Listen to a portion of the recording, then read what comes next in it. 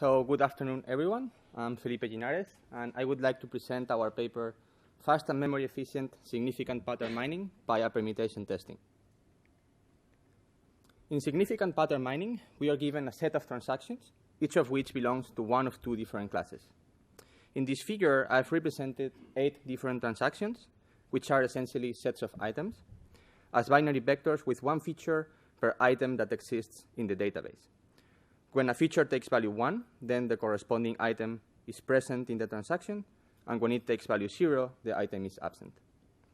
The goal of significant pattern mining is to find all significant patterns, which are patterns which occur statistically significantly, more often in one of the two classes. And by pattern here, we simply mean a subset of items. For instance, now the highlighted pattern in white shows a pattern which occurs only in transactions of class 1, and therefore is an example of a very significant pattern. More formally, what we do is to quantify the strength of the statistical association between the occurrence of a pattern within a transaction and the transaction class labels by building a 2x2 contingency table, such as the one shown in the slide. This table can be seen to depend on 4 quantities. N is the total number of transactions in the dataset. And 1 is the total number of transactions which belong to class 1. And therefore, notice that for now, both N and N1 actually do not depend on the specific pattern we are testing.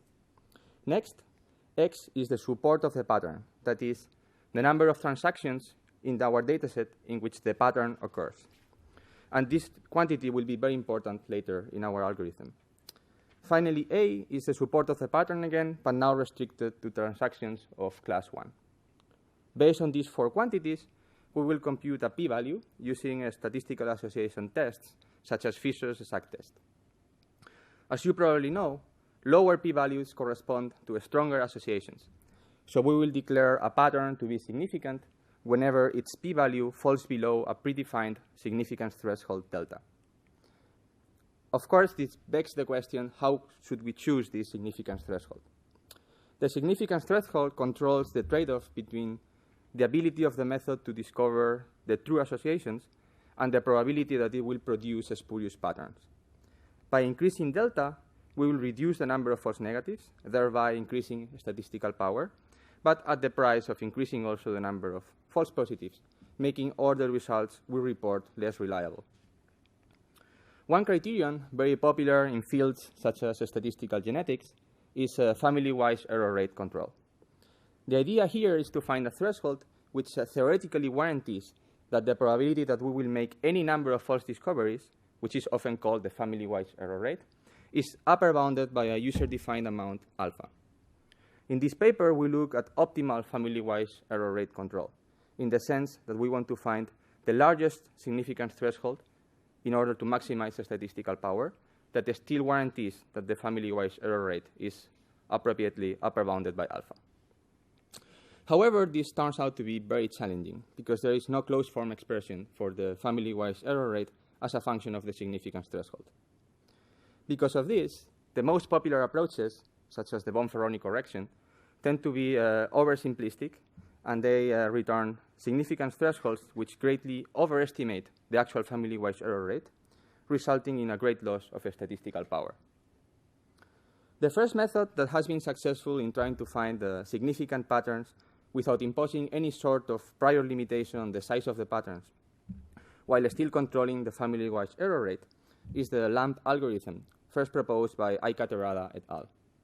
However, this method ignores that there are very strong correlations between patterns due to sub-super pattern relationships. And this implies, again, that the significance threshold they find is still over-conservative and suboptimal. To circumvent all those limitations, in this paper we will use permutation testing in order to empirically estimate the family-wise error rate. The main idea behind permutation testing is surprisingly simple. We will resample or bootstrap our original dataset a certain number of times by randomly permuting the class labels independently every time. This random permutation essentially destroys any possible association between the patterns and the class labels that could have existed in the original dataset. And as a result, in the resample datasets, we know that any pattern that we discover as significant is actually a false positive, an error we are making. So we can exploit this fact to estimate the family-wise error rate, just as the proportion of resampled datasets for which we are discovering some patterns to be significant. And if we think about it, for a given resampled dataset, we will have some patterns to be significant, which is equivalent, as I said, to have some false positive in that dataset, if and only if the minimum p-value of the resampled dataset, where the minimum is taken across all the patterns, falls below the significance threshold delta. By putting both the last two bullet points together, we can come up with an estimator for the family-wise error rate, simply as the proportion of all the minimum p-values among all the resampled datasets, which fall below the significance threshold delta. Now, while this has the potential to greatly outperform LAMP in terms of statistical power, it's easy to see that a brute force evaluation of this estimator is just not feasible, at least in pattern mining.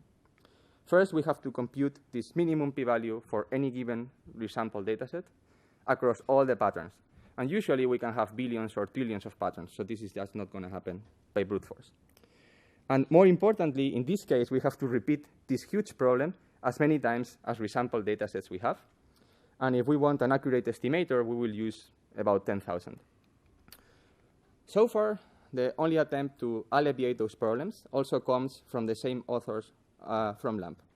They proposed an algorithm which they called the fast Westfall-Young method, which uses similar ideas as their previous algorithm in order to try to, let's say, solve the first problem. They want to compute, for a given dataset, this minimum p-value efficiently.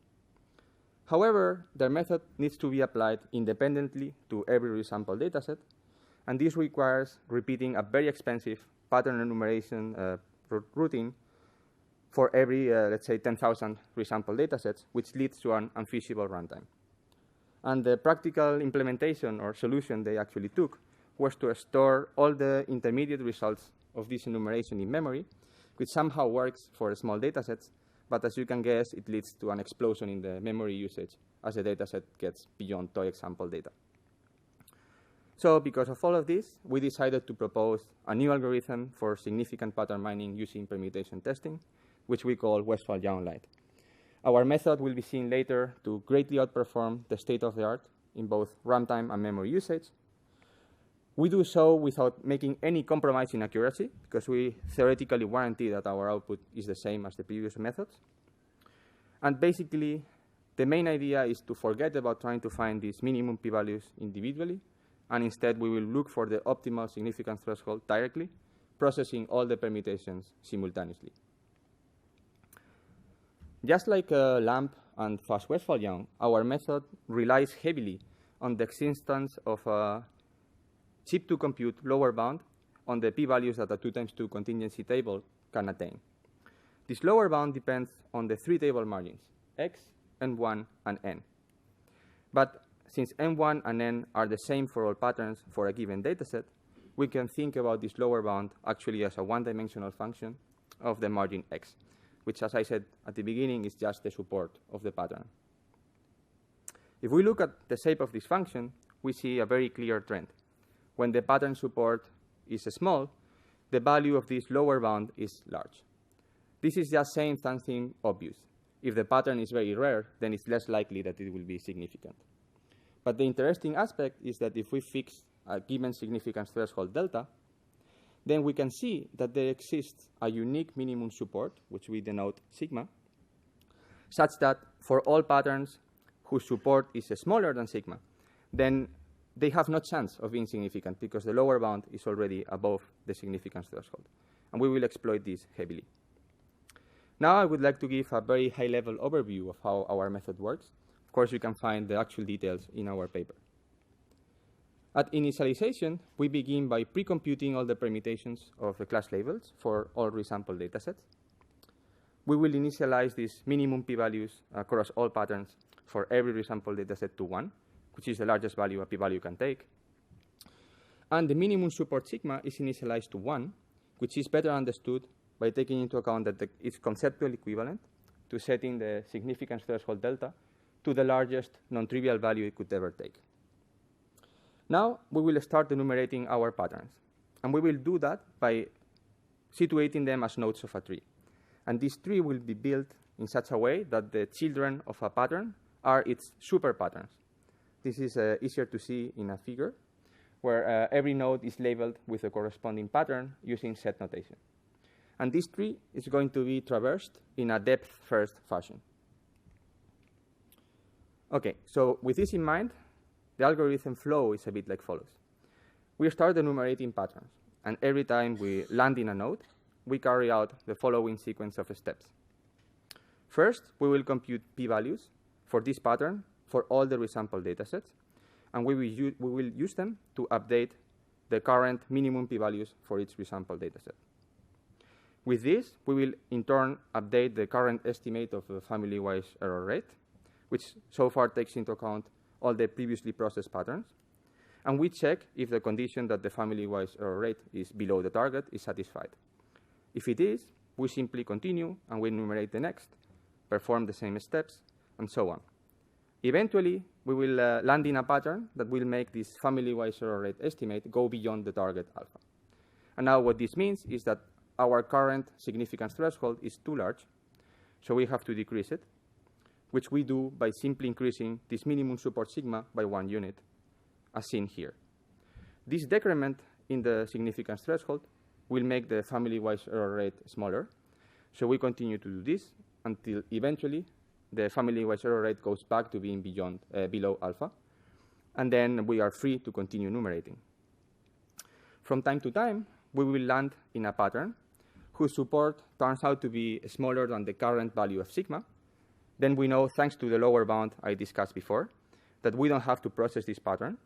And now, since the children of this pattern are super patterns, their support will be smaller than that of the parent, or at least equal. So it will also be smaller than sigma, and we can prune the search space without needing to do anything with them. Now, this cycle of pattern enumeration, increment of the minimum support sigma, which will help to prune even more the larger it gets, and decrement of the significance threshold delta will continue until eventually there are no more patterns left in the tree which have a support below sigma.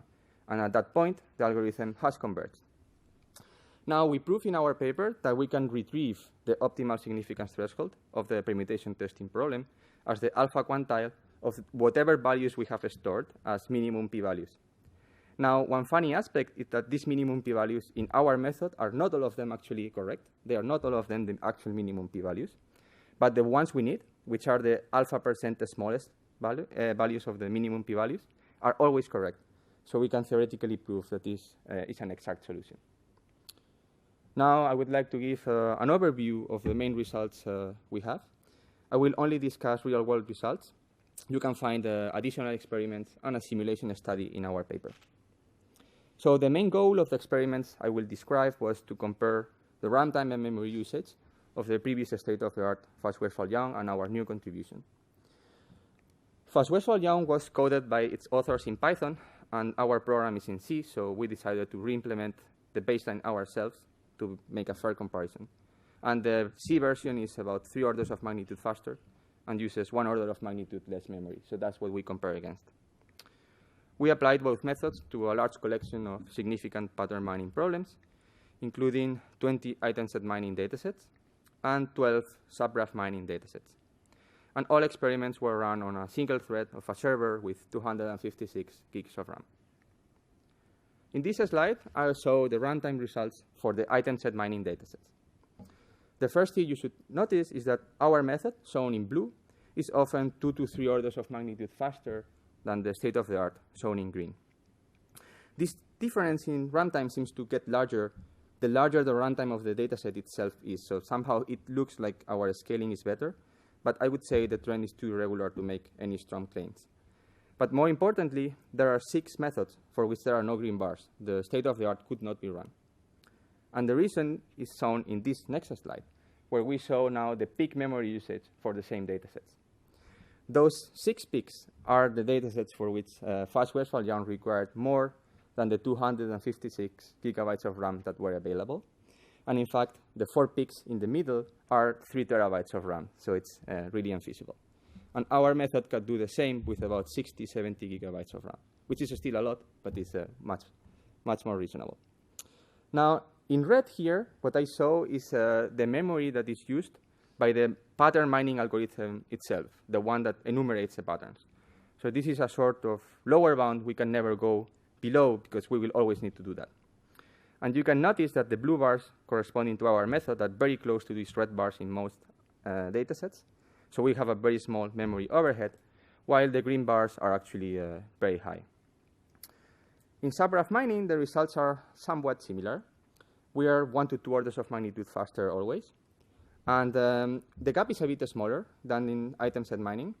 And the reason is that now this mining of patterns, again, which is the same for both methods, takes a long time. So now this constant of runtime is a much bigger proportion of the overall runtime.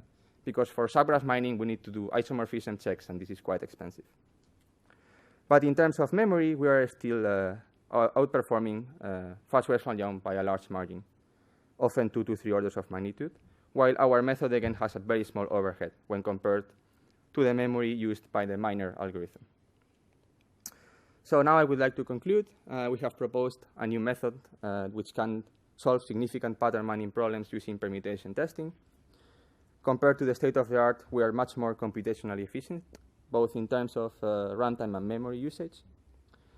If you want to try out the method, which we would be really happy, you can do it in this website. And as for future work, we would like to extend this to work with other statistical hypothesis testing methods, such as false discovery rate. Correcting for confounders would also be great. And of course, permutation testing is still very computationally intensive. So we would like to make it more efficient, maybe using some approximations. So now I would like to thank all the co-authors who made really big contributions to this work, and of course, all of you for your attention. I would be happy to take questions.